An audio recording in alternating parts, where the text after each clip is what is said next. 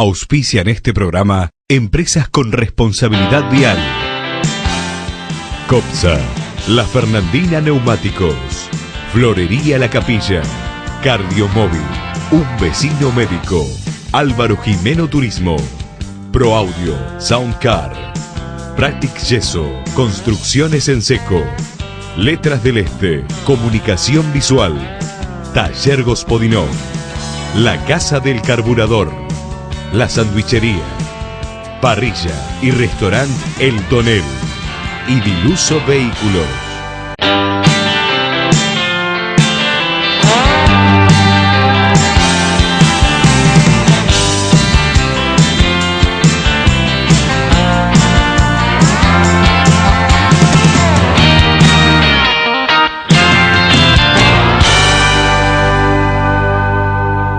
Bienvenidos a este segundo programa de Conciencia Vial. Muchísimas gracias por los comentarios positivos que hemos recibido a lo largo de la semana. Eso nos compromete aún más a brindar cada día un producto mejor, que tendrá que ver con tomar conciencia, con mejorar nuestra seguridad en el tránsito y, por supuesto, como siempre, ¿no?, con el contacto directo con técnicos que saben del tema y con la opinión de todos ustedes también. Vamos al programa de hoy. Hoy, la velocidad. Los siniestros viales son la primera causa de muerte en jóvenes de 0 a 29 años. Y para hablar del tema de hoy, recibimos a nuestro invitado Daniel Vianes, vicepresidente de la Fundación Unitran. Unitran es una ONG especializada en la seguridad vial de actuación internacional. También es técnico prevencionista, especialista en seguridad vial, director del Departamento de Investigaciones de Accidentes, director también del Departamento de Calidad de CEPA Internacional, que es el Centro de Prevención de Accidentes. Hoy el tema es la velocidad, así que la bienvenida. Es un gusto tenerlo aquí en nuestro programa. Y para hablar de algo que seguramente forma parte de la cantidad de componentes que tenemos a la hora de prevenir accidentes o a veces de causarlos, la velocidad. ¿De qué manera influye este parámetro en toda esta ecuación? Yo diría que es uno de los parámetros más importantes. Los técnicos solemos decir que la velocidad es la madre de la gravedad del siniestro. Prefiero hablar de siniestro vial, porque evidentemente es en función de la velocidad que se produce la mayor deformación de los materiales, por ejemplo en un choque contra otro vehículo o contra un objeto fijo, la mayor desaceleración impactante, inmediata, digamos, que obviamente afecta el habitáculo del vehículo, y en función de esa velocidad, mayor o menor velocidad, son las consecuencias para las vidas humanas que van en el interior del vehículo. Hay todo un tema con respecto a que no todos los pilotos somos iguales, a la hora de manejar todos los choferes no somos iguales, hay un tiempo de reacción, que a veces es mejor o peor, ¿no? Pero además hay, por supuesto, hay otras variables. Sí, el tema del tiempo de reacción también va asociado a la práctica, o sea, no todos, la gran mayoría de los que comparten la calle conduciendo no son expertos en el volante.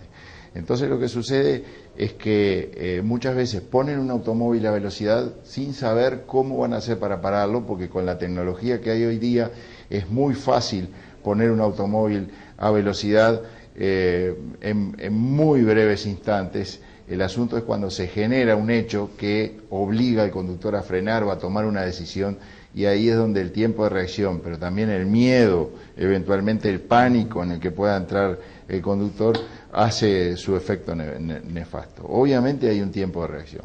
La velocidad, la distancia total de parar un vehículo se compone de un tiempo de reacción y de una distancia de parar. Y cada uno de esos dos tiempos tiene sus factores. El tiempo de reacción va a depender de cómo se sienta la persona, su estado psicofísico, su ánimo como para enfrentar aquella situación de peligro que se le presenta sin dudar un instante, y así llegar a los 3/4 de segundo, que es el tiempo de reacción normal, entre comillas, para reaccionar al volante. En definitiva, pasar el pie del acelerador y apoyarlo en el freno. Bueno, dependiendo de la velocidad, en 3/4 de segundo se recorren muchos metros, ¿verdad? Sí, le hacía hincapié en esto porque lo vamos a ver más adelante en el programa de hoy. Estuve allí en la pista del CEPA, y uno a veces cree que puede frenar a tiempo. Lo van a ver más adelante, pero qué lentos que somos los que conducimos. Seguramente a usted le pasa como a mí, ¿no? Un chofer doméstico, en donde uno a veces cree que maneja mejor de lo que maneja. Y esto debe ser bastante común. Me pasó a mí, yo quedé sorprendido con lo que fue mi impericia, descubrí mi impericia en el manejo, y le debe pasar a ustedes seguido. Es que a uno lo acomete toda la adrenalina cuando sucede una situación de tránsito que le obliga a tomar una determinación rápida. Ocurre cuando las personas, por ejemplo, se van durmiendo en la carretera y por un tris, porque no se puede hablar de suerte, ¿verdad? En los siniestros viales la suerte no ocurre. Puede ocurrir inmediatamente de ocurrido el siniestro. ¿Por qué? Porque había una parada del ómnibus con 5 personas esperándola o estaba vacía, o cuando se fue hacia la cuneta le permitió no volcar, o era una cuneta profunda y volcó. Ahí sí juega la suerte, inmediatamente posterior a que se produce el siniestro. Pero mientras el siniestro se produce, ahí lo que hay es factores que son controlables por los individuos y la persona tiene que ir dominando la velocidad siempre, porque no es solamente la velocidad reglamentaria, a veces la velocidad reglamentaria es excesiva. Acá tenemos que hablar siempre de velocidad adecuada. ¿Cómo está la relación de lo que uno ve en las rutas? Por ejemplo, en rutas nacionales 90 o en algunas 110, en ciudades, por ejemplo, 45, 60, 75. ¿Estamos bien con los carteles que vemos? ¿Son las velocidades acordes para cada lugar? En algunos casos nos enfrentamos, y todos lo sabemos y lo hemos conversado, en que en un tramo muy corto hay diferentes tipos de velocidades. Por ejemplo, la Rambla montevideana tiene velocidades marcadas, en mi concepto, que muchas veces son excesivas. Hay que ir de repente a una ciudad alemana para ver en la propia ciudad cómo se maneja en la zona urbana específicamente, porque 60 kilómetros o 75 kilómetros puede ser una velocidad excesiva. Ahora, una cosa es la reglamentación y otra cosa es el cumplimiento y otra cosa es hacer cumplir la reglamentación. Son varias cosas.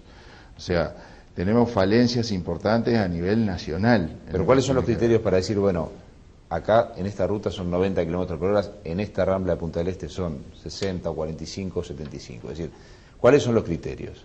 Bueno, eventualmente el hecho de que sea una franja vial donde no hayan demasiadas intersecciones, donde el conflicto peatones-vehículos no sea tan importante como para darle una velocidad mayor.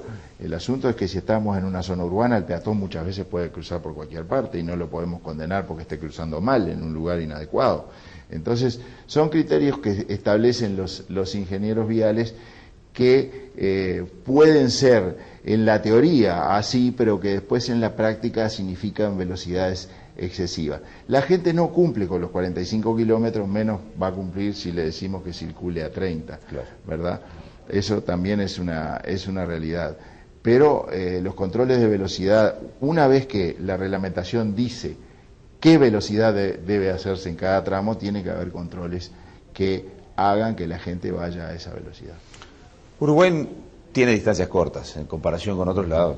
Ir de Punta del Este a Montevideo son 130, 140 kilómetros, entonces a veces uno se puede llegar a preguntar, ¿qué tanto más tiempo gano yendo rápido? Es decir, ¿vale la pena pisar el pie en el acelerador? ¿Gano tiempo? Es decir, no lo voy a hacer matemáticas, no sé cómo anda para las matemáticas. No. ¿Es rápido? Más o menos. Más o menos. Entonces, hablemos más teórico que matemáticamente en números. Pero, ¿qué tanto puedo ganar de Punta del Este a Montevideo acelerando? Yo creo que es mucho más el riesgo al que uno se expone tratando de repente de ganar 10 o 15 minutos en un tramo de 130 kilómetros.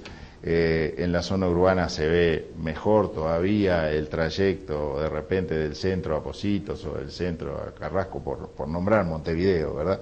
En cualquier parte. Porque evidentemente también depende de otros factores, depende de la densidad del tránsito, depende de las condiciones climáticas, obviamente. Por eso vuelvo a lo de la velocidad adecuada. A lo mejor una velocidad de 90 kilómetros o de 110 kilómetros es una velocidad excesiva cuando las condiciones climáticas están indicando otra cosa, o las condiciones de tráfico, o la propia condición de la noche, la niebla, por ejemplo, que ha generado gravísimos siniestros viales por falta de precaución, porque en la niebla no se puede caminar, y muchas veces eso afecta también a los choferes profesionales, que piensan que como conocen la ruta como la palma de su mano, pueden caminar en la niebla. Nadie puede caminar donde no se ve. Vamos a ir ahora a ver unas notas, lo voy a invitar y después las vamos a comentar al respecto. En ellas, por ejemplo, yo descubrí que 40 kilómetros por hora puede ser bastante velocidad a la hora de frenar si nos pasa algo imprevisto. Vamos a estar, y lo van a ver ustedes en los tapes, con Darío Bonilla, que es el gerente internacional de CEPA en capacitación y entrenamiento. Con él estuvimos haciendo pruebas en pista, también por supuesto lo que significa todo un trabajo teórico que van a escuchar en estas notas, y vamos a tener después la opinión de médicos. El doctor Federico Casareto y Sergio Morillo hablan sobre los accidentes del departamento y sus consecuencias. Lo vemos y después de la pausa vamos a opinar al respecto.